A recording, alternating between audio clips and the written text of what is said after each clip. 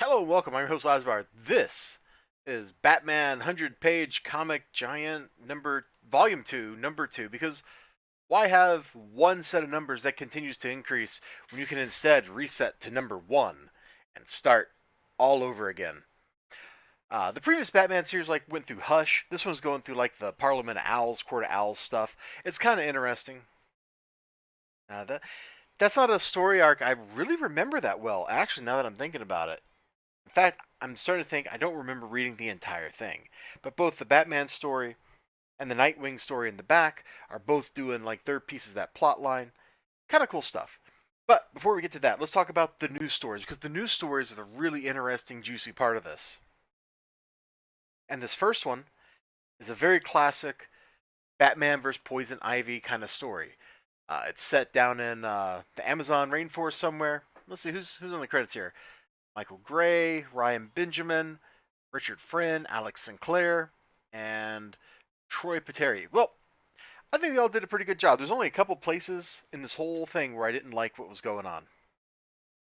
Like you can see, this is some pretty decent looking Batman art. If I dug out the book from the first seven, or like the first time they put these Batman books out, and I showed you the news stories and that, you'd just be like, this looks terrible. To which I was told, well, that story's not there for the new people. That story is there for the established fans. So the art doesn't matter. So no, the art always matters. It's a superhero comic. The art has to look a certain way. If it doesn't look a certain way, it's not doing its job. So like I said, it's a Batman vs. Poison Ivy story. There's some great stuff that goes on in this.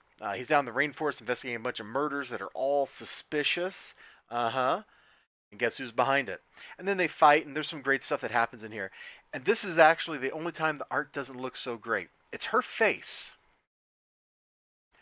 Something about it just doesn't look right to me, especially in this panel right here. Which is funny because we immediately cut down to over here. Oh, cut down to plants, rainforest, tree. Yeah, no, that was a terrible joke. Never mind. But she looks, it's great here. But here in this action shot, it doesn't look so good. And here, you might as well not have drawn anything in. That's just like you just took a little and you were done. Like there's not a detail. But looks great. The plants look great. The details on the body look great. Like there's a lot to enjoy here. They have some great interactions, great fight. It gets a little crazy, and you get to see some of that Batman is a superhero. He's willing to sacrifice himself to save other people type stuff going on. So it's a good story. It was a fun story. Like I wouldn't say it's a classic, like something that will be remembered. Let me rephrase that. I won't say it's a classic in the sense that it's going to be remembered 20 years from now. It's not Hush. It's a pretty throwaway story, but it's a very classic kind of Batman story. It's drawing upon a lot of stuff that's already out there, and it's doing a similar kind of story to that. If you've ever seen the Batman animated series and the way Poison Ivy is in that, she's like that in here. It's great, except she's green. Making her green was weird. And then the second story is The Signal. Who? I'm sorry, who? I have no idea who this guy is. Anyway, he's beating up some triads, and it turns out that his friend he babysat was in the triad, so he's talking his friend out of being in the gang or something, and whatever. And I didn't care. Man, we're 1 for 2 so far. Then we get this Parliament of Owls stuff.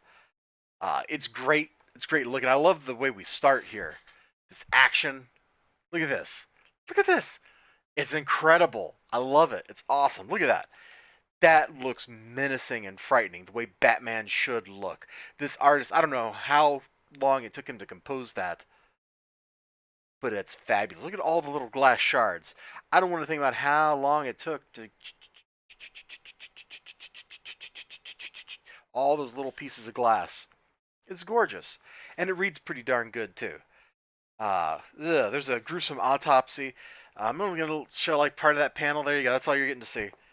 And yeah, they go from there. They try to kill Bruce Wayne, which just means that Bruce Wayne is gonna go for it. But there's I want to read this closing dialogue. I don't want to show you the page too much, just a little bit to let you know I'm actually looking at the book here. Uh, that's not actually the right page. Here it is. Whoever it was that tried to kill me, he was good, but he made one mistake.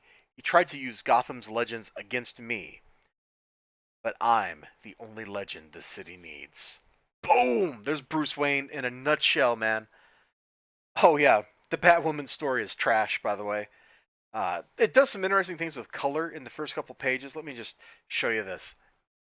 It does some great stuff with color, but then we like transition into this other completely garbage art, and I just don't care. Done. Great. Story's over. That was actually printed as a DC Dollar reprint book, so you can go find my review of that. It's on my YouTube channel like a couple months ago. You can find it. And then the Nightwing story. Boy, what a way to start. Batman interrogating guy and then just drops him. What a way to start the story off. It's all about this story's all about like hard choices, divided loyalties, and Night Witch and this other dude like working for the Court of Owls, doing stuff. And it's all right. It's all right. That's all I'm going to give it. Is it's all right. Some stuff about the art bugs me. This does not look right. The way the blue's sitting on his face. But I did like this, where they're fighting this dude here. Like that's pretty dope looking, and I dug it a lot. Ultimately, the story was kind of, yeah, really like.